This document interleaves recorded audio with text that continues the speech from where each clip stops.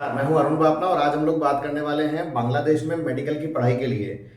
जो बांग्लादेश गवर्नमेंट का सर्कुलर होता है वो सर्कुलर कल आ गया है और एडमिशन प्रोसेस जो बांग्लादेश का एप्लीकेशन है बांग्लादेश गवर्नमेंट का वो आज से फिल होना शुरू हो गया है। आज से मतलब 11 नवंबर से 15 जनवरी 2026 इसका लास्ट डेट है।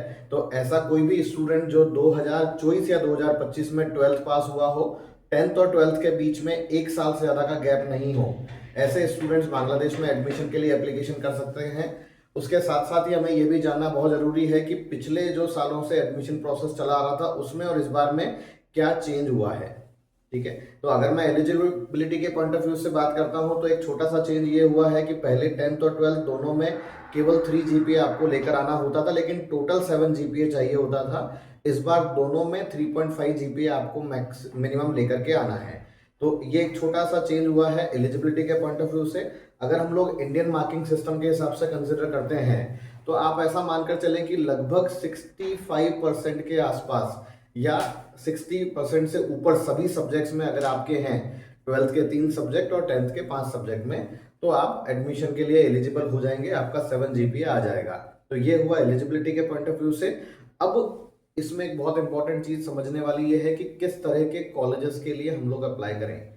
ठीक है, इस बार एक इंपॉर्टेंट चीज जो सर्कुलर में दी हुई है वो ये है कि 2 मेडिकल कॉलेज जिनमें पिछले 2 3 4 सालों में कई बच्चों ने एडमिशन लिए थे, जैसे कि मोनोबरा सिकदर मेडिकल कॉलेज, उसके अलावा भुयान मेडिकल कॉलेज है। ये 2 मेडिकल कॉलेज को बांग्लादेश गवर्नमेंट ने इस साल नए एडमिशन लेने के लिए मना किया है, उनको सस्पेंड कर दिया है नए एडमिशन लेने के लिए।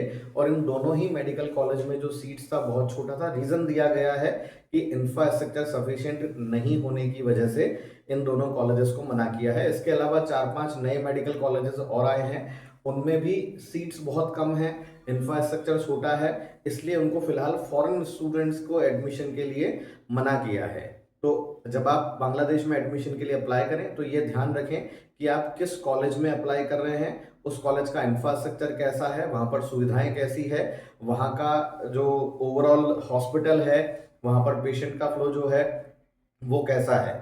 और अगर आप ये सब चीज़ें आपको जांचने में थोड़ी परेशानी होती है या आप इतना डिटेल नहीं ढूंढ सकते, तो एटलीस्ट जो नंबर ऑफ सीट्स का कॉलम दिया हुआ है एप्लीकेशन में उसको आप देखेंगे तो आपको आइडिया लग जाएगा, क्योंकि बांग्लादेश के अंदर जो सीट का अलॉटमेंट होता है वो कहीं ना कहीं आपके हॉस्पिटल की कैपेसिटी जो है उसके आधार पर होता है।